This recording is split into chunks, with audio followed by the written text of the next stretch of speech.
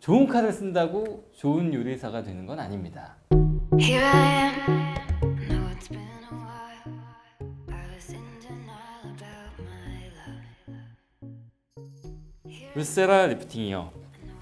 울세라 리프팅 정품을 사용한다는 기준에서 의사 선생님에 따라 효과가 달라지기도 하나요? 제가 처음 받았을 때 나이는 30대 후반이고요.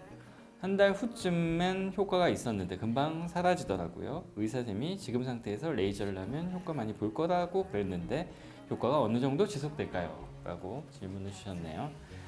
먼저 울세라라든지 슈링크라든지 초음파 리프팅 장비가 시술자에 따라 차이가 있을 수 있습니다. 초음파 리프팅 효과를 나타낼 수 있는 몇 가지 요소들이 있는데요.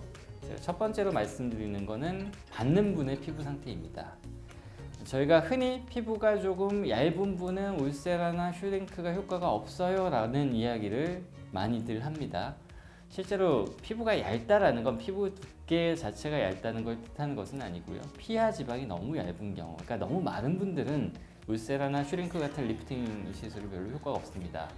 이 경우에는 고주파를 이용한 리프팅인 써마지 시술이 훨씬 더 효과가 좋으실 거고요.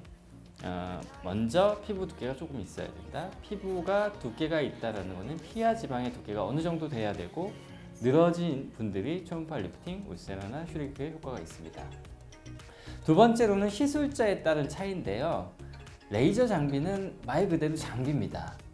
제가 많이 비유하는 거는 이제 요리사들 있죠. 요리사들이 칼을 씁니다. 유명한 일식집 가면 그 이름 써져 있는 한문으로 이름 써져 있는 사시미 같은 거 막 쓰시죠. 좋은 칼을 쓴다고 좋은 요리사가 되는 건 아닙니다. 마찬가지죠. 그냥 좋은 레이저 장비를 가지고 시술을 한다고 다 똑같은 효과가 나타나지는 않습니다. 울세라나 슈링크 같은 장비는 기본 원리상 특정한 깊이 3mm나 1.5mm, 4.5mm 같은 특정한 깊이의 초음파를 모아서 순간적으로 온도를 한 60도 정도까지 올려서 열 응고점들, 다시 얘기하면 피부에 미세한 상처를 내는 시술 장비입니다.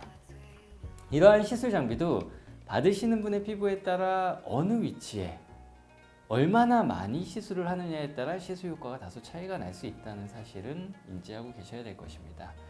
그러면 결론적으로 시술하시는 의사에 따라 효과는 차이가 날 수 있다 라고 알고 계시면 되겠습니다. 그리고 여기 두 번째 쭉 읽다 보면은 지금 상태에서는 레이저를 하면 효과가 많이 볼 거라고 그랬는데요. 조금 질문이 애매해요. 이 레이저가 울세라를 지금 하면 효과를 많이 볼 거다라고 이야기를 하셨다는 건지 아니면 다른 레이저를 받으면 효과가 많을 거다라고 이야기를 하신 건지가 조금 애매한 면이 있습니다만 아마 제 생각엔 선생님이 얼굴을 직접 보셨으니까 더 올바른 판단을 하고 설명을 해주지 않으셨을까 싶습니다. 이상으로 정답 맞힌 닥터 윤이었습니다. 네. 본 영상은 네이버 지식인의 질문을 바탕으로 제작되었으며 청담 아티즌 홈페이지와 유튜브 닥터윤 채널에 동시에 게시됩니다.